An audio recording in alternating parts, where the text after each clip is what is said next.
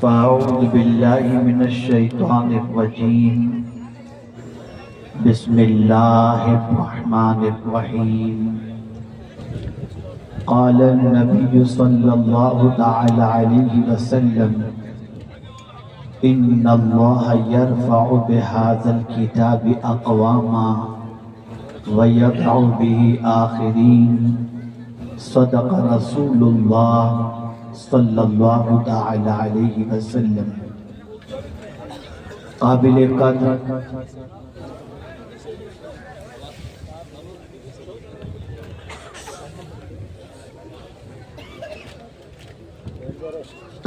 قدر سادات کرام، علماء ذوی الاحترام، حاضرین و حاضرات و ناظرین، السلام علیکم ورحمۃ اللہ وبرکاتہ۔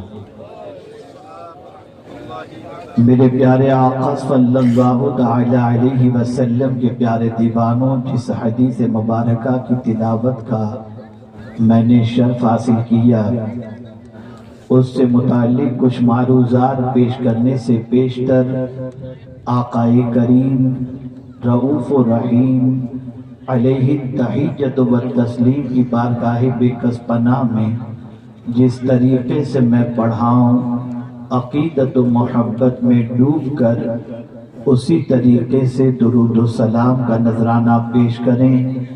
الصلاۃ والسلام علیک یا رسول اللہ، الصلاۃ والسلام علیک یا حبیب اللہ، الصلاۃ والسلام علیک یا نبی اللہ، الصلاۃ والسلام علیک یا نور اللہ، وعلی آلک و اصحابک یا حبیب اللہ صلی اللہ تعالی علیہ وسلم۔ میں والنٹیئر حضرات سے گزارش کروں گا کہ آپ یہ سب بند کر دیں۔ ابھی میں زیادہ وقت نہیں لوں گا، تھوڑی دیر کے لیے آپ کے درمیان حاضر آیا ہوں، اور یہ وقت بھی اگر آپ ان چیزوں میں خرچ کرنے لگ جائیں گے تو لوگوں کی توجہ بٹے گی۔ موسم بھی کافی ٹھنڈا ہے، اور تھوڑی دیر مزید اطمینان کے ساتھ آپ گفتگو سماعت کرنے کی زحمت گوارا فرمائیں۔ میرے پیارے آقا صلی اللہ تعالی علیہ وسلم کے پیارے دیوانوں، خاندان رسالت مآب صلی اللہ تعالی علیہ وسلم کے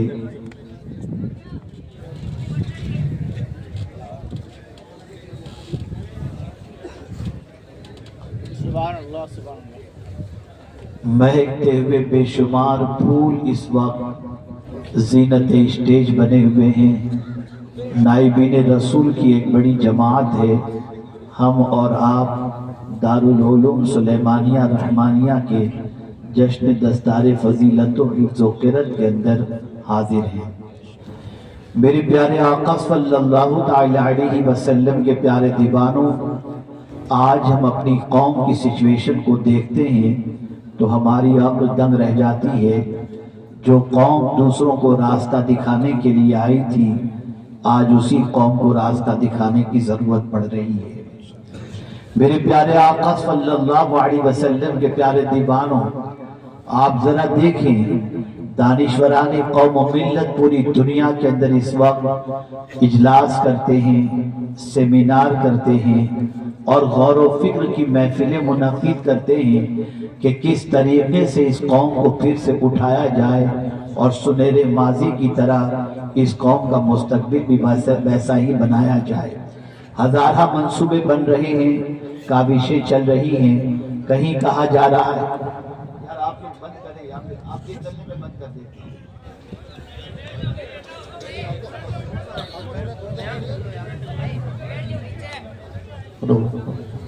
جو حضرات ادھر ادھر ہیں آپ لوگ بیٹھ جائیے، جن کو جانا چلے جائیے، باقی لوگ بیٹھ جائیں خاموشی کے ساتھ، ڈسٹرب نہ ہونے پائے۔ ایک مرتبہ درود شریف پڑھ لیں۔ اللہم صلی علی سیدنا و مولانا محمد معدن الجود والکرم وآلہ وصحابہ وبارک وسلم۔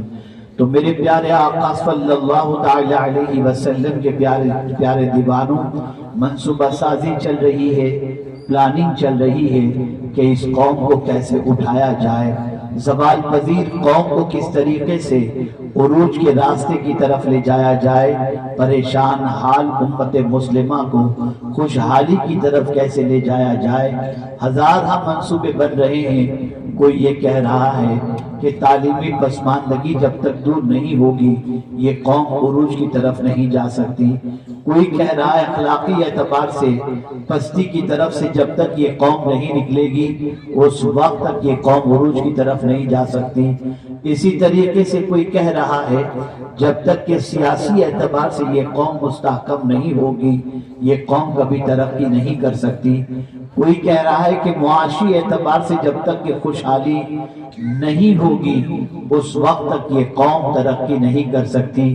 میں نے اپنے اعتبار سے غور کرنے کی کوشش کی کہ معاشی اعتبار سے بدحالی کو دیکھا جائے تو رسول رحمت صلی اللہ علیہ وسلم کی حیات طیبہ میں اگر آپ دیکھیں تو بہت سارے انسانوں کی سچویشن ایسی تھی کہ ہم اس کا تذکرہ کریں تو آج ایسے لوگوں کا ملنا مشکل ہے، جن میں سے خاص طور پر اصحاب صفہ کی زندگی کا جائزہ لیجئے کہ جن کے پاس پہننے کے لیے مکمل لباس نہیں تھا، جن کا کوئی گھر نہیں تھا، جن کے پاس کھانے کے لیے لوگ کھجوریں لا کر کے لٹکا دیتے، اسے توڑ کر وہ کھا لیا کرتے اور اپنا گزر بسر کیا کرتے تھے۔ آپ اندازہ لگائیں معاشی اعتبار سے یہ سچویشن رہی، سیاسی اعتبار سے بھی کافی پریشانیاں رہی اور کئی اعتبار سے قوم پریشانی کی زندگی کے اندر لمحات کو گزارتی تھی، لیکن آخر اچانک یہ کیا ہوا کہ معاشی اعتبار سے بدحال کے قدموں کے اندر اللہ نے خزانے رکھ دیے۔ آخر وہ کون سی چیز تھی جس کے دامن کو تھام لینے کے بعد رب قدیر جل جلالہ نے ایسا عروج عطا فرمایا کہ جس عروج کے بعد آج تک ان کے عروج کی داستان لوگوں کی زبان پر موجود ہے۔ وہ کون سی چیز انہوں نے اختیار کر لی تھی جس کی بنیاد پر اللہ رب العزت جل جلالہ نے 22 لاکھ مربع میل پر انہیں حکومت کرنے کا شرف عطا فرمایا۔ تو میرے پیارے آقا صلی اللہ علیہ وسلم کے پیارے دیوانوں، ہمیں اپنے پرابلم کا سولیوشن قرآن سے تلاش کرنا ہوگا، حدیث مصطفیٰ صلی اللہ علیہ وسلم سے تلاش کرنا ہوگا۔ جب ہم یہ دونوں چیزوں سے اپنے پرابلم کا سولیوشن تلاش کریں گے تو صحیح معنوں میں ہماری پریشانی کا علاج ہمیں مل جائے گا۔ آئیے میں آپ کو بتاؤں کہ آخر وہ کون سی چیز تھی جو رسول اعظم صلی اللہ علیہ وسلم نے اپنے ماننے والوں کو عطا فرمائی اور ماننے والوں نے اسے مضبوطی سے تھام لیا، جس کی بنیاد پر رب قدیر جل جلالہ نے وہ عروج عطا فرمایا اور ان کو ایسا انسان بنا دیا کہ آج کی کیمبرج یونیورسٹی بھی ایسے انسان تیار نہیں کر سکتی، آج کی آکسفورڈ یونیورسٹی بھی ایسے افراد تیار نہیں کر سکتی۔ میں حیران ہوں یا اللہ، کوئی بڑی دانشگاہ تو نہیں تھی، بظاہر عالی شان عمارت بھی نہیں تھی، کوئی سلیبس نہیں تھا، کوئی نظام نہیں تھا، کوئی 10 سال کا کورس نہیں تھا، کوئی لٹریچر اس قسم کا نہیں تھا، پھر کس طریقے سے انہیں تراشا گیا کہ وہ اس طریقے سے آفتاب و مہتاب بن کر پوری دنیا کے اندر چمکے، اور جن کے بنائے ہوئے قانون سے آج بھی دنیا استفادہ کر رہی ہے۔ ہمیں اسے سمجھنا ہوگا، ہمیں اپنے ماضی کی طرف جانا ہوگا۔ تو بہت غور کرنے کے بعد ایک حدیث مبارکہ کے اندر ہمارے عروج کا سبب بھی سمجھ میں آ گیا اور زوال کا سبب بھی سمجھ میں آ گیا۔ میرے آقا صلی اللہ علیہ وسلم جو صادق و مصدوق ہیں، غیب کی خبر دینے والے ہیں، آنے والے کل کے بارے میں بھی جانتے ہیں اور گزرے ہوئے کل کے بارے میں بھی جانتے ہیں، امت کو کس طریقے سے اٹھایا جائے اس کا نسخہ بھی عطا کرتے ہیں اور زوال کے اسباب بھی بیان فرما دیتے ہیں۔ اور خود رسول اعظم صلی اللہ علیہ وسلم نے اس قوم کی زندگی میں انقلاب پیدا کرنے کے لیے جس چیز کے ذریعے انقلاب پیدا فرمایا उसी चीज का तज़किरा मेरे आका सल्लल्लाहु अलैहि वसल्लम ने फरमाया। बुलंदी की बात फरमाई और पस्ती की बात फरमाई, उरूज की बात फरमाई और ज़वाल की बात फरमाई। हम उरूज की फिक्र कर रहे हैं, हम कामयाबी की फिक्र कर रहे हैं, हम पस्ती का रोना रो रहे हैं, हम ज़वाल का रोना रो रहे हैं। हमें कोई भी गाइडलाइन पेश की जाती है, हम उस गाइडलाइन को फॉलो करने तैयार हो जाते हैं। हमें कोई भी रहनुमा कोई दस्तूर अता करता है, हम उसकी इंप्लीमेंट की कोशिश करते हैं। लेकिन आज मैं आपको मदीने के ताजदार अरवाहुना फिदाहु सल्लल्लाहु अलैहि वसल्लम की एक हदीस मुबारका के जरिए उरूज व ज़वाल के सबब को आपके सामने पेश कर दूं। मेरे आका सल्लल्लाहु अलैहि वसल्लम ने इरशाद फरमाया, इन्नल्लाह यरफ़उ बिहादल किताबि अक़वामा, कि बेशक अल्लाह इस किताब के जरिए एक कौम को बुलंदी अता फरमाएगा। बुलंदी की वजह अल्लाह अज़्ज़ा व जल्ल के प्यारे हबीब सल्लल्लाहु अलैहि वसल्लम ने कुरान मुक़द्दस के बारे में फरमाया कि अक़वाम की बुलंदी इस किताब के जरिए होगी। और ये बात याद रखें, हमारा अकीदा है इज्जत देने वाली जात अल्लाह की है, जिल्लत देने वाली जात अल्लाह की है, जिंदगी देने वाली जात अल्लाह की है, मौत देने वाली जात अल्लाह की है, रोजी देने वाली जात अल्लाह की है। अब हुजूर फरमाते हैं इस किताब के जरिए अल्लाह बाज कौम को बुलंदी अता फरमाएगा। पता चला जो किताब को थाम लेगा अल्लाह उसको बुलंदी अता फरमाएगा। कौन सी किताब? कुरान मुक़द्दस, अल्लाह की किताब। अल्लाहु अकबर। आखिर इस किताब में ऐसा क्या है जिसके अंदर इस तरीके की तासीर मौजूद है कि अगर कोई थाम ले तो ये किताब को थामने की बुनियाद पर अल्लाह उसे बुलंदी अता करेगा। तो आज ये मैं आपको बताऊं, ये किताब रास्ता दिखाने वाली किताब है। ये किताब वो रास्ता दिखाती है जो कोई और किताब रास्ता नहीं दिखा सकती। दुनिया की दूसरी किताबों के बारे में आप इसको समझ लें कि हो सकता है सीधा रास्ता भी दिखाए, टेढ़ा रास्ता भी दिखाए, लेकिन जब बात कुरान की आती है तो कुरान खुद अपने बारे में कहता है, इन्ना हाज़ल की कुरान यादी लिल्लती ही अक़वम, कि बेशक ये कुरान सबसे ज्यादा सीधा रास्ता दिखाने वाली किताब है। ये सीधा रास्ता दिखाती है, वो रास्ता दिखाती है कि इस किताब के बताए हुए रास्ते पर अगर कोई अमल करे तो दुनिया भी समझ जाएगी, आखिरत भी समझ जाएगी। मैं आपको बताऊं, पूरी दुनिया इस वक्त और उस जमाने में भी लर्ज़ा बर अंदाम थी इसी किताब की वजह से। किताब बदलने की कोशिश की जा रही थी, किताब सुनी न जाए इसके लिए शोरो गुल किया जाता था।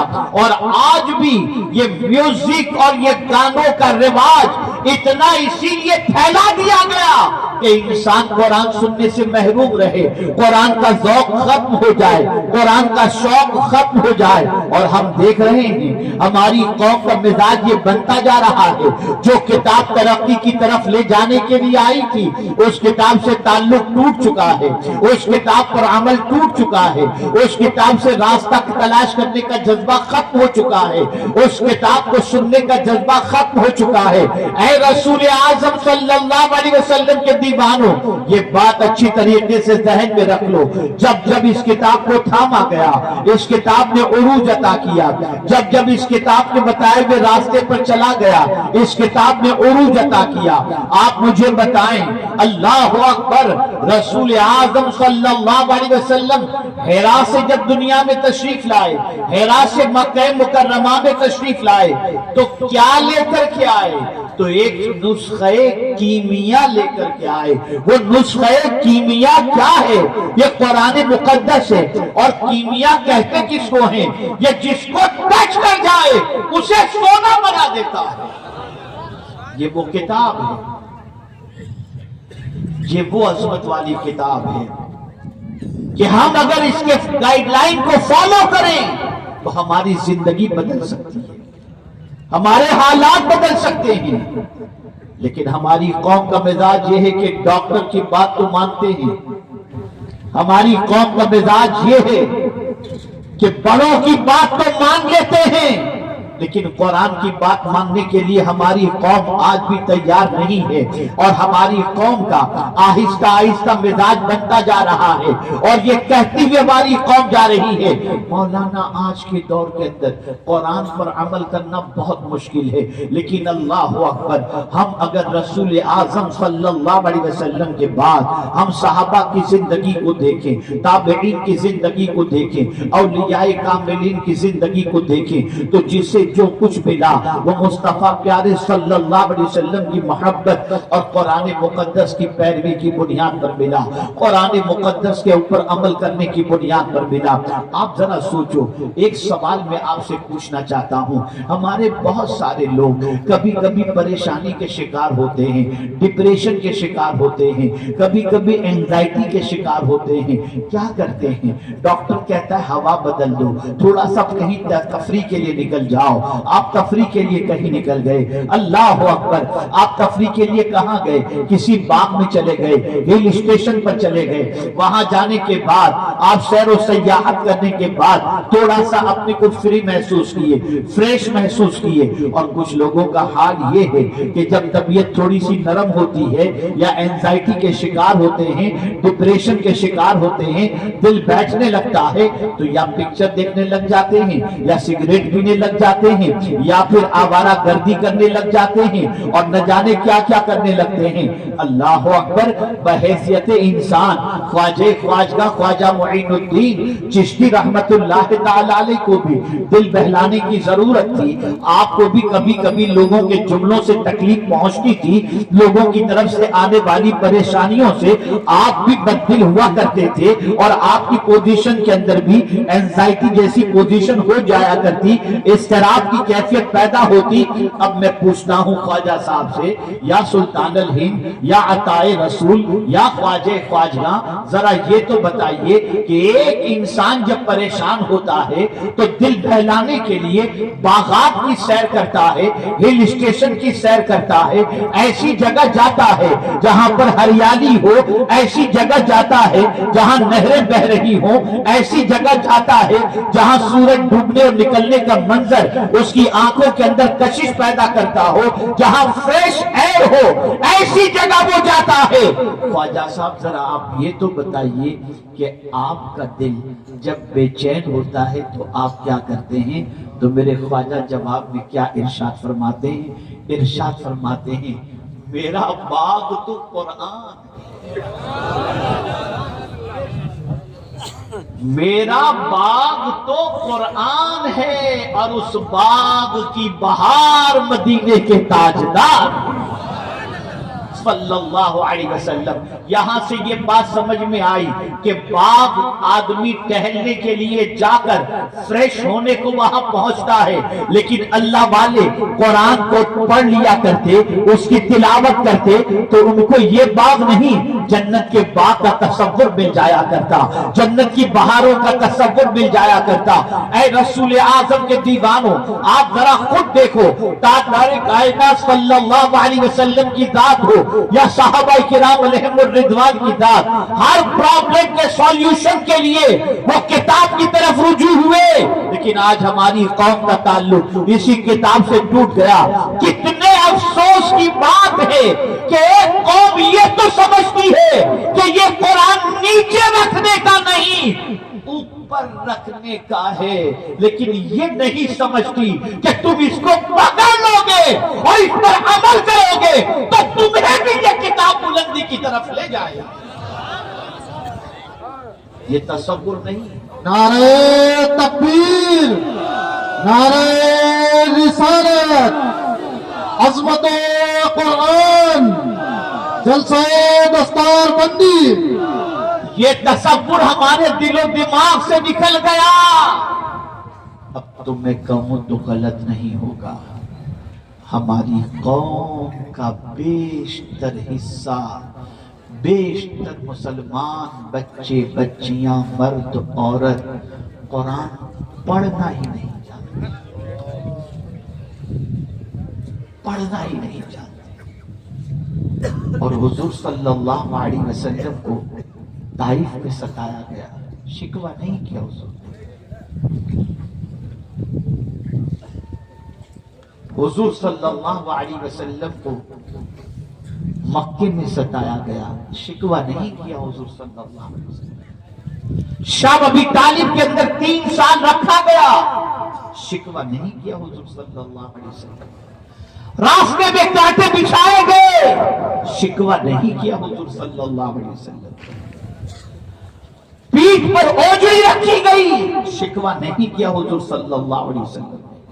دندان مبارک شہید کیے گئے، شکوہ نہیں کیا حضور صلی اللہ علیہ وسلم۔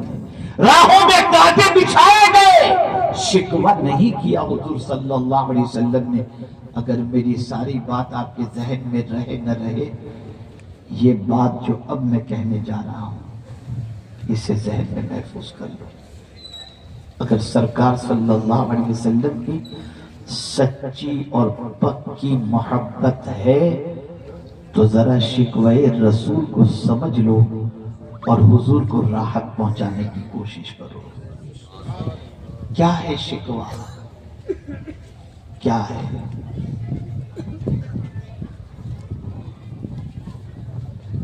آقا کریم صلی اللہ تعالی علیہ وسلم اللہ کی بارگاہ کے اندر، طائف کے اندر جب اتنا لہو لہان کیا گیا، میرے آقا صلی اللہ علیہ وسلم کو نعلین شریف لہو سے تر ہو گئی، پھر بھی اپنے رب کی بارگاہ میں شکوہ نہیں کیا۔ کہ کہاں شکوہ کیا، کس چیز کے بارے میں شکوہ کیا؟ حالانکہ یہ آیت کفار سے متعلق ہے، شکوہ ان کے متعلق تھا، لیکن مفسرین فرماتے ہیں جو بھی یہ عمل کرے گا حضور کا شکوہ اس کے لیے بھی ہوگا۔ اب سنیے شکوہ کیا ہے۔ وقال الرسول یا رب ان قوم اتخذوا هذا القرآن مہجورا۔ اللہ کے رسول صلی اللہ علیہ وسلم نے اللہ کی بارگاہ میں عرض کیا ہے، میرے رب میری قوم نے قرآن کو چھوڑنے کے لائق سمجھ لیا، میری قوم نے قرآن کو چھوڑنے کے لائق سمجھ لیا۔ یہ شکوہ ان لوگوں کے سلسلے میں تھا جن کے سامنے حضور قرآن پیش کرتے تھے وہ قبول نہیں کرتے تھے۔ کیا یہ شکوہ آج ہمارے سلسلے میں نہیں؟ کیا اس قوم نے قرآن کو چھوڑنے کے لائق نہیں سمجھا؟ کتنے لوگ روز قرآن پڑھتے ہیں؟ کتنے لوگ روز قرآن کھول کر کے دیکھتے ہیں؟ ارے کتنے لوگوں نے قرآن پڑھنا سیکھا یا قرآن پڑھنا جانتے ہیں، لیکن ہم نے اس کتاب کو وہ اہمیت نہیں دی۔ لیکن اہل باطل جانتے ہیں یہ کتاب کتنی عظمت والی ہے۔ یوں ہی قرآن جلا کر کے قرآن کی حرمت کم کرنے کی کوشش نہیں کی جا رہی، وہ جانتے ہیں کہ یہ کتاب اگر گھر گھر پہنچ گئی اور اس کتاب کے اوپر لوگوں نے عمل کرنا شروع کر دیا تو یہ بزدل مسلمانوں کو یہ کتاب طاقتور بنا دے گی۔ آپ کیا سمجھتے ہیں؟ میدان جنگ کے اندر مولا علی کرم اللہ تعالی وجہہ الکریم تشریف لے جاتے تھے تو گھوڑے کی ایک زین پر ایک قدم اور دوسرے پر دوسرا قدم رکھتے تک پورا قرآن ختم کر لیا۔ سبحان اللہ، سبحان اللہ۔ سفر میں نیند آتی تو صحابہ قرآن پڑھ کر کے اپنی نیند اڑایا کرتے تھے، اور جب اضطرابی کیفیت طاری ہوتی تو قرآن پڑھ کر کے اپنی بے قراری کو دور کر لیا کرتے تھے۔ لاؤ دنیا میں کوئی ایسی میڈیسن، لاؤ کوئی ایسی دوا مجھے بتاؤ جس کے بارے میں ڈاکٹر 100% کہے اس سے یقیناً شفا مل جائے۔ کہے گا ضرور 99.99% امید ہے کہ آپ اس سے ٹھیک ہو جائیں گے، لیکن پھر بھی وہ 1% کے اندر گڑبڑا جاتے ہیں۔ لیکن اے قرآن تیری عظمتوں پر قربان، کہ اس قرآن کو علاج نہیں بتایا اللہ نے، اس قرآن کو شفا بتایا۔ سبحان اللہ، علاج اور شفا میں فرق ہے۔ علاج میں شک ہوتا ہے کہ شفا ملے گی یا نہیں ملے گی، اور جب شفا کہہ دیا تو مل کر کے ہی رہے گی۔ سبحان اللہ، نعرہ تکبیر، نعرہ رسالت، عظمت قرآن۔ یہ ہے قرآن۔ وَنُنَزِّلُ مِنَ الْقُرْآنِ مَا هُوَ شِفَاءٌ سبحان اللہ، یا ایھا الناس قد جاءتکم موعظۃ من ربکم وشفاء لما فی الصدور۔ سبحان اللہ، دل کی بیماری، توجہ چاہوں گا۔ دیکھیے ٹھنڈی بہت ہے، میں خود محسوس کر رہا ہوں، اور آپ بیٹھے ہوئے یہ بھی داد دینے کے قابل ہے۔ بس تھوڑی دیر دیکھیے، میں دل کے بارے میں بتاؤں۔ دنیا اتنی ترقی کر چکی، آپ کے یہی کہ ماشاءاللہ حافظ شاہد صاحب بیکانیر کے ہیوسٹن کے اندر ہوتے ہیں، سال میں ایک بار وہاں ملاقات ہوتی ہے، ان کے یہاں پروگرام ہوتا ہے۔ ہم بھی سال میں تو ایک مرتبہ امریکہ چلے جاتے ہیں، سال میں انگلینڈ چلے جاتے ہیں، دورے ہوتے رہتے ہیں۔ بہت ترقی یافتہ ملک ہم دنیا میں سمجھتے ہیں۔ بہت سارے بیمار ایسے ہوتے ہیں کہ جب ان کا علاج یہاں نہیں ہوتا تو کہتے ہیں امریکہ لے جاؤ، جرمنی لے جاؤ، یہ کہا جاتا ہے۔ لیکن آج میں آپ کو بتاتا ہوں، کچھ بیماریاں ایسی ہیں جس کا علاج دنیا کا کوئی ڈاکٹر کر ہی نہیں سکتا، اور نہ اس کی دوائی کسی ڈاکٹر کو ایجاد کرنے کی صلاحیت ہے۔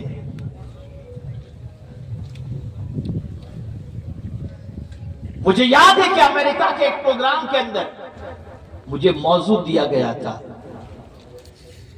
کہ کیا موجودہ دور کے اندر جو ترقی یافتہ دور ہے، ماڈرن ایجوکیشن کا دور ہے، ایسے دور میں بھی نبی کی تعلیمات اور قرآن کی تعلیمات جو 1450 سال پرانی ہے، اس کی ضرورت ہے آج کے دور میں؟ تو اس کا جواب مجھے تقریر کے ذریعے دینا تھا۔ تب میں نے کہا تھا ہاں، قیامت تک اس کی ضرورت ہے۔ سبحان اللہ، سبحان اللہ۔ چھوٹی سی مثال پیش کر کے پھر میں نے دلیل پیش کی تھی۔ میں نے کہا جب سے دنیا بنی ہے تب سے پیاس پانی ہی سے بجھتی ہے۔ 1000 کولڈ ڈرنک آ جائیں لیکن پیاس بجھے گی تو پانی ہی سے، پیاس بجھے گی تو پانی ہی سے۔ 1000 کولڈ ڈرنک آ جائیں، یہ نظام قدرت ہے۔ ایسے ہی 1000 دنیا کے اندر تبدیلیاں آتی رہیں، دور آتے رہیں، لیکن بیماریوں کا اور پریشانیوں کا علاج اگر ہوگا تو قرآن سے ہوگا، حدیث مصطفیٰ صلی اللہ علیہ وسلم۔ اور پھر میں نے دلیل پیش کی کہ دنیا کے ڈاکٹروں کے پاس جاؤ، وہ اوپن ہارٹ سرجری کریں گے، دل کو باہر نکال کر اس کا ٹریٹمنٹ کریں گے، نلیوں کو صاف کریں گے، یہ سب کریں گے۔ اتنی ترقی کر لی ڈاکٹروں نے، لیکن قرآن کہتا ہے کہ یہ وہ قرآن ہے جو دل کے اندر کی بیماری کو دور کرے۔ دل کے اندر وہ کون سی بیماری؟ کسی ڈاکٹر سے کہیے میں حسد کا مریض ہوں، کسی کا اچھا دیکھ نہیں سکتا، کوئی دوائی ہو تو مجھے دے دو کہ حسد کی عادت نکل جائے۔ کسی ڈاکٹر کے پاس اس کا علاج ہے، اس کا علاج ملے گا تو مدینے کے تاجدار کے شفا، سبحان اللہ، سبحان اللہ۔ اس کا علاج ملے گا تو قرآن مقدس کے اندر ملے گا کہ رسول رحمت صلی اللہ علیہ وسلم نے فرمایا حسد نیکیوں کو اس طریقے سے کھا جاتا ہے جس طریقے سے آگ لکڑی کو کھا جاتی ہے۔ اس کا علاج حضور کی بارگاہ میں ملے گا، اس کا علاج قرآن مقدس میں ملے گا۔ اور میں بڑی معذرت کے ساتھ عرض کرتا ہوں، آپ کبھی آپ کے ہم وطن حافظ شاہد صاحب سے پوچھ لیجئے گا، یہ میرا اپنا آبزرویشن گزشتہ 30 سال کا مبیش دنیا کے مختلف ملکوں کے دورے کے بعد ہے، آج جتنا اچھا قرآن نئے مسلم پڑھ لیتے ہیں، پیدائشی مسلمان نہیں پڑھتا۔ پیدائشی مسلمان کو قرآن پڑھنا آتا نہیں، اور وہاں جیسے ہی آدمی اسلام قبول کرتا ہے فوراً قرآن پڑھنا سیکھ لیتا ہے، اور جب وہ قرآن پڑھتا ہے تو اچھے اچھے قاری اس کے سامنے فیل نظر آتے ہیں۔ مجھے حیرت ہے اس قوم پر جو قرآن کے سائے میں پیدا ہوئی، قرآن کے سائے میں بڑی ہوئی، اس نے قرآن کے ساتھ کتنا ناروا سلوک کیا ہے۔ جب تم یہ یقین رکھتے ہو کہ اگر کوئی مر جائے تو ایصال ثواب قرآن خوانی کے ذریعے کرو، اور قرآن خوانی کے ذریعے ایصال ثواب کرتے ہیں تو کیا ہوتا ہے؟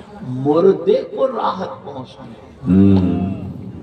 قرآن پڑھ کر ثواب پہنچاؤ تو قبر میں مردے کو راحت پہنچاتی ہے۔ کاش کہ یہ سوچ بن جائے جیتے جی کہ یہ صرف مردے کو فائدہ پہنچانے والی نہیں، زندوں کو بھی فائدہ پہنچانے والی ہے۔ سبحان یہ جذبہ اپنے اندر پیدا کرو۔ اور ایک دوا میں آپ کو دیتا ہوں، دوا نہیں، میں شفا دیتا ہوں۔ زندگی میں کبھی بھی آپ کا دل بیٹھنے لگے، کوئی خبر ایسی آپ نے سن لی، افسردگی پیدا ہو گئی، دل چھوٹا ہو گیا، غم میں آپ گرفتار ہو گئے، کچھ نہ کرو، صرف 2 چیزیں کرو، یا دونوں کرو یا دونوں میں سے کوئی ایک چیز کرو۔ وضو کرو، یا تو نماز پڑھو یا پھر قرآن پڑھ کر کھول کر پڑھنا شروع کر دو۔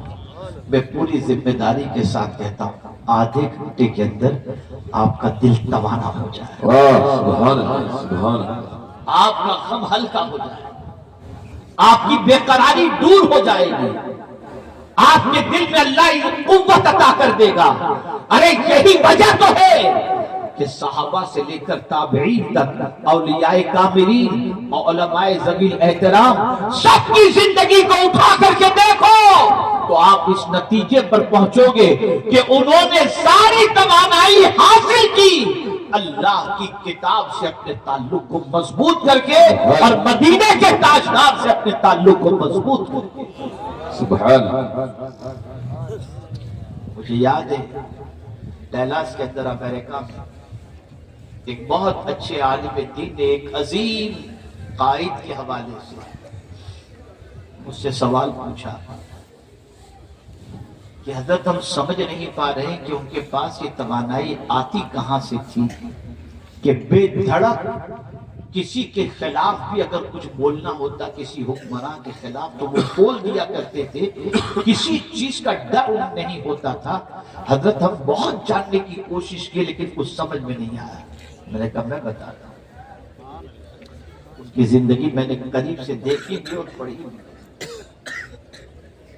انہوں نے کہا اچھا بتائیے، حالانکہ وہ تھے ان کے مرید، جس شیخ کے بارے میں، جس قائد کے بارے میں کہہ رہے تھے، ان کے مرید ہی تھے لیکن تلاش کر رہے تھے۔ میں نے کہا مجھے معلوم ہے، ان کی عادت تھی روزانہ تہجد میں 5 بار قرآن اللہ، تو اس عادت نے ان کو اتنا طاقتور کر دیا تھا کہ پھر وہ کسی چیز سے ڈرتے نہیں تھے، اس لیے کہ قرآن جیسی طاقتور چیز کیا ہو سکتی ہے۔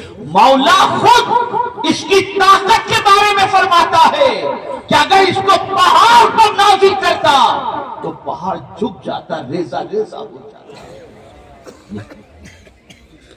یار ایک چھوٹی سی مثال میں آپ کو سمجھاؤں، ابھی کل اعلان آ جائے کسی منسٹر کا، چیف منسٹر کا، XYZ کسی کا، کہ کل بند، کسی کی دکان کھلی رہے گی تو یہ کر ڈالیں گے، سب بند، گھبراہٹ شروع۔ انسان کے جملوں میں جب اتنی طاقت ہے تو خدا کے کلام میں کتنی طاقت، سبحان اللہ، سبحان اللہ۔ کتنی طاقت ہو۔ جو کن کہہ دے تو دنیا وجود میں آ جائے، جو کن کہہ دے تو عدم سے وجود نصیب ہو جائے۔ مجھے افسوس ہے کہ اسی کتاب سے، اسی پروردگار جل جلالہ کی کتاب سے ہمارا رابطہ کمزور سے کمزور، بلکہ اگر میں یہ کہوں تو غلط نہ ہوگا کہ تقریباً ختم ہو چکا ہے، تقریباً ختم ہو چکا ہے۔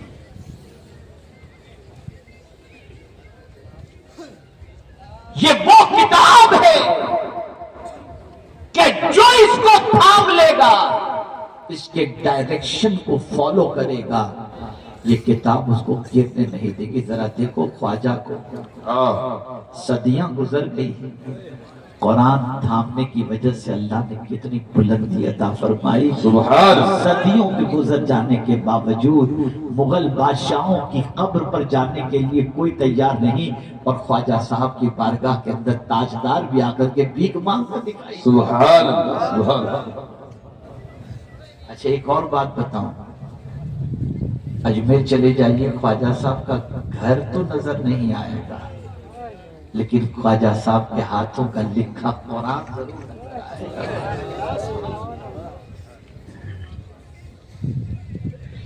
اور بڑی معذرت کے ساتھ میں تھوڑا آج کل کڑک بھی بولنے بھی لگا ہوں، کڑوا بھی بولنے لگا ہوں، تھوڑا ڈائجسٹ کر لیجئے گا، ڈائجسٹ کر لیجئے۔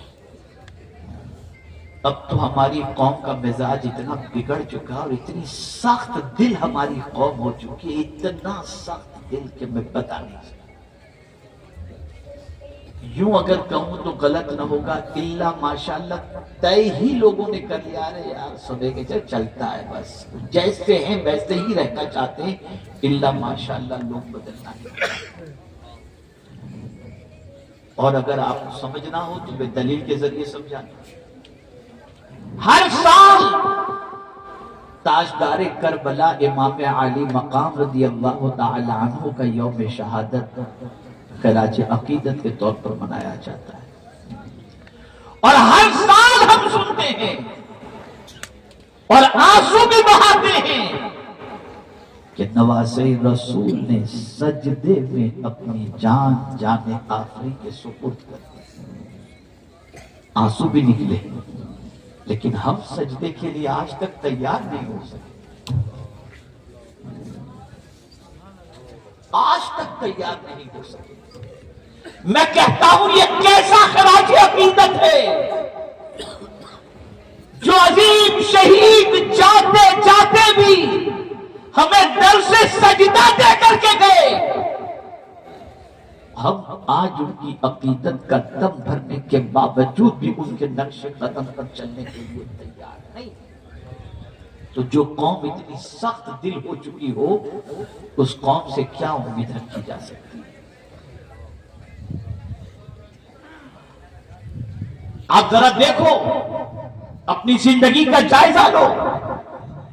ہر جمعہ کو خطیب خطاب کرتے ہیں، ہر بڑے دنوں میں بڑی راتوں کے اندر پروگرام ہوتے ہیں، سب کچھ ہوتا ہے، سدھرنا جتنا چاہیے اس سے زیادہ لوگ بگڑتے نظر آ رہے ہیں۔ کیوں؟ دل سخت ہو گیا،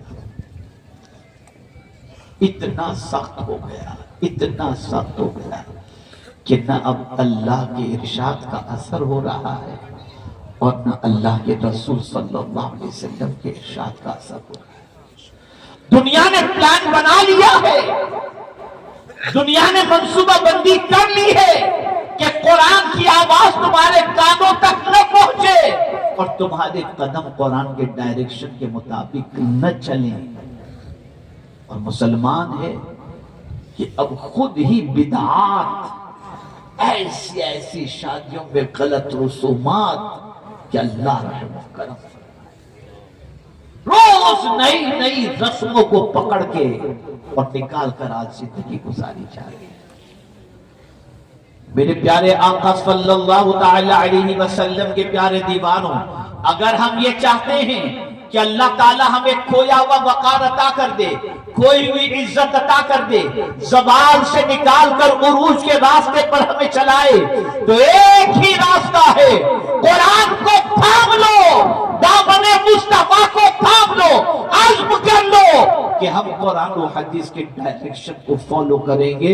حضور صلی اللہ علیہ وسلم فرماتے ہیں کہ تم نے اگر قرآن و سنت کو تھام لیا تو دنیا کی کوئی طاقت تمہیں گمراہ نہیں کر سکے، بے شک نہیں کر سکے۔ آپ کو ایک بات بتاؤں، بیت المقدس کی چابی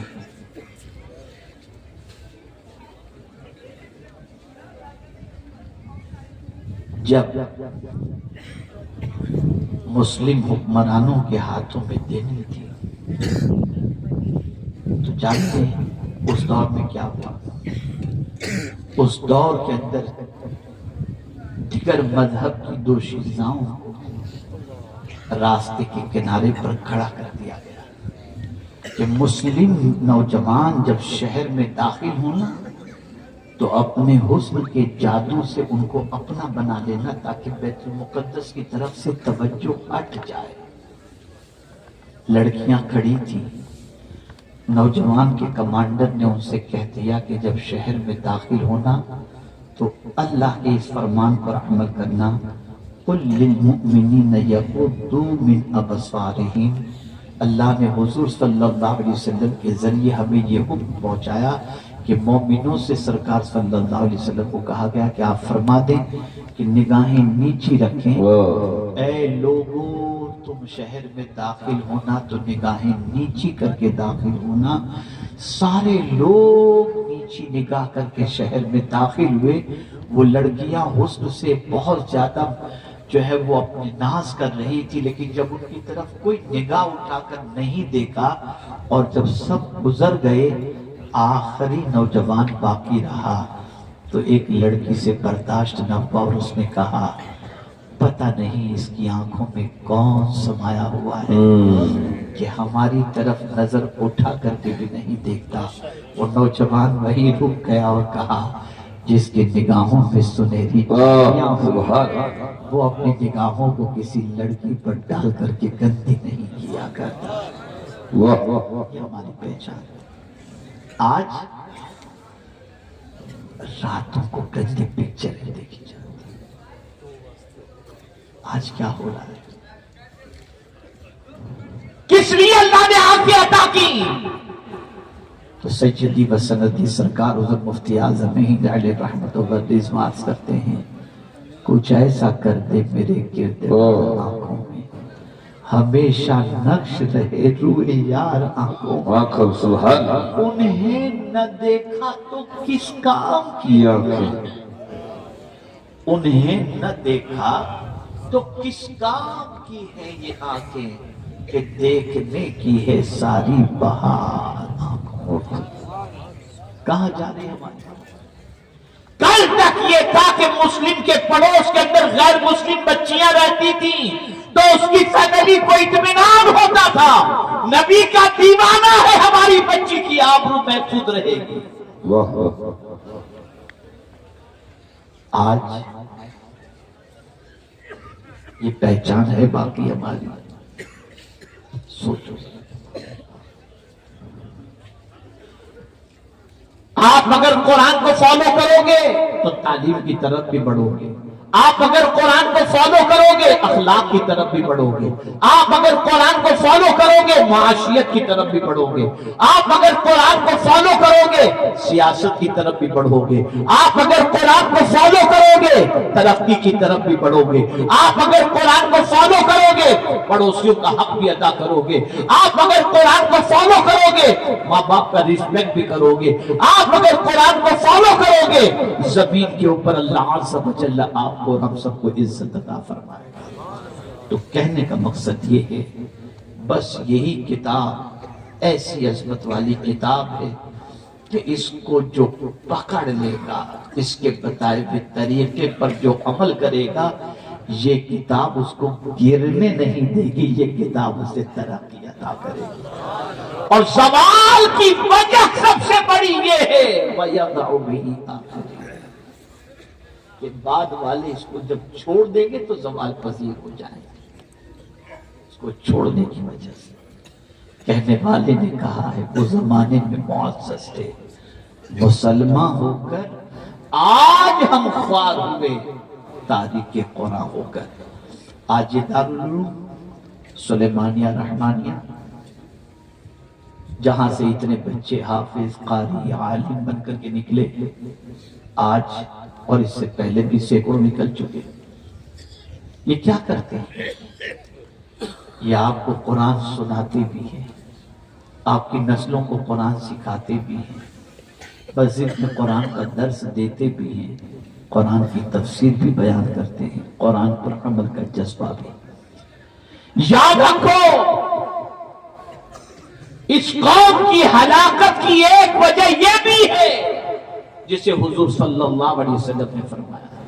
آقا کریم صلی اللہ علیہ وسلم فرماتے ہیں عالم بنو یا طالب علم بنو، یا عالم کی بات سننے والے بنو، یا عالم سے محبت کرنے والے بنو، پانچویں مت بننا ورنہ ہلاک ہو جاؤ گے۔ بے شک پانچویں مت بننا ورنہ ہلاک ہو جاؤ۔ آج ہمارے معاشرے کے اندر جو قدر و قیمت علماء کی ہونی چاہیے وہ بھی نہیں، جو مقام و مرتبہ دینا چاہیے ان کو وہ بھی نہیں دے رہے۔ ہمیں سوچ بدلنے کی ضرورت ہے، افکار و نظریات بدلنے کی ضرورت ہے، اور آنے والا مہینہ وہ عظیم مہینہ ہے جو نزول قرآن کا مہینہ ہے۔ اس لیے ابھی سے تیاری کرو، قرآن سیکھو، قرآن پر عمل کرو، اور جو علماء حفاظ و قراء یہاں سے آج فارغ ہو رہے ہیں، اور جو ادارہ یہاں پر اتنے علماء حفاظ و قراء کو نکال کر آپ کی خدمت کے لیے آپ کے سامنے پیش کرتا ہے، اس ادارے کو ہر طریقے سے تعاون فرما کر آپ دین کو مضبوط کریں اور تعلیم قرآن کو عام کریں۔ ایک حدیث عرض کر کے اپنی گفتگو کو ختم کرتا ہوں۔ یہاں پر ہمارے مشائخ سادات بخاری تشریف فرمائیں، الحمدللہ عظیم عظیم سادات میں سے یہاں پر تشریف فرمائیں۔ ہمارے باپو کے صاحبزادے قبلہ بھی تشریف فرمائیں، الحمدللہ۔ آپ کو میں بتاؤں کہ یہ سب کسی کے بارے میں بہتر کہیں، میں کسی کے بارے میں بہتر کہوں، ٹھیک ہے اچھی جگہ پر، لیکن اگر حضور کسی کے بارے میں بہتر اگر حضور کسی کے بارے میں بہتر کہتے اس سے بہتر کوئی ہو سکتا ہے؟ اب میرے آقا نے کس کو بہتر فرمایا صلی اللہ علیہ وسلم؟ حضور فرماتے خیرکم من تعلم القرآن۔ یہاں یہ بات بتا دوں، یہ مدرسے میں پڑھنے والوں ہی کے لیے نہیں ہے، من تعلم، جو بھی قرآن سیکھے، چاہے ڈاکٹر سیکھے، انجینئر سیکھے، بیپاری سیکھے، جو بھی قرآن سیکھے، تو سرکار صلی اللہ علیہ وسلم فرماتے تم میں بہتر وہ ہے جو قرآن سیکھے اور قرآن سکھائے۔ سبحان اللہ، سبحان اللہ، حضور نے بہتر فرمایا، سبحان اللہ، انہیں حضور نے بہتر فرمایا۔ بڑی معذرت کے ساتھ ہماری ہی قوم کے اندر میتھس پڑھانے والے ٹیوشن ٹیچر کو جتنی تنخواہ دی جاتی ہے، قرآن پڑھانے والے کو اتنی نہیں۔ ہم نے ہی تو ناقدری کی ہے نا، اور پھر ڈھونڈتے کوئی سستے والے حافظ جی مل جائے جو ہمارے بچے کو قرآن پڑھائے۔ اور حضور کی بارگاہ میں صحابہ حاضر ہوئے، عرض کرتے ہیں سرکار ہمیں قرآن سیکھنا ہے، کس سے سیکھیں؟ سرکار سے صحابہ پوچھتے حضور ہم قرآن کس سے سیکھیں؟ تو سرکار صلی اللہ علیہ وسلم نے فرمایا 4 میں سے کسی ایک سے سیکھو۔ चार में से किसी एक से, हजरत अब्दुल्लाह इब्न मसऊद से सीखो, हजरत सालिम से सीखो, या हजरत उबई इब्न काब से सीखो। इस तरह से हुजूर ने चार का नाम बताया। हजरत उबई इब्न काब तो सय्यदुल कुर्रा थे, सय्यदुल कुर्रा। तो क्या खुलफाए राशिदीन कुरान नहीं जानते थे? लेकिन हुजूर ने उनके बजाय इनका नाम क्यों लिया? खुलफाए राशिदीन का मामला ये था कि वो तो कुरान बहुत अच्छा पढ़ना जानते थे और कुरान के माहिर थे, लेकिन अल्लाह ने उनको एक्स्ट्रा ऐसी सूझबूझ अता फरमाई थी जो उमूरे हुकूमत और उमूरे सियासत के अंदर वो जिम्मेदारियां निभाने की ताकत रखते थे। और ये चार ऐसे थे जो कुरान के ही एक्सपर्ट थे। तो सरकार ने फरमाया इनसे कुरान सीखो। वाह वाह अब सस्ते वाला ढूंढ। सुभान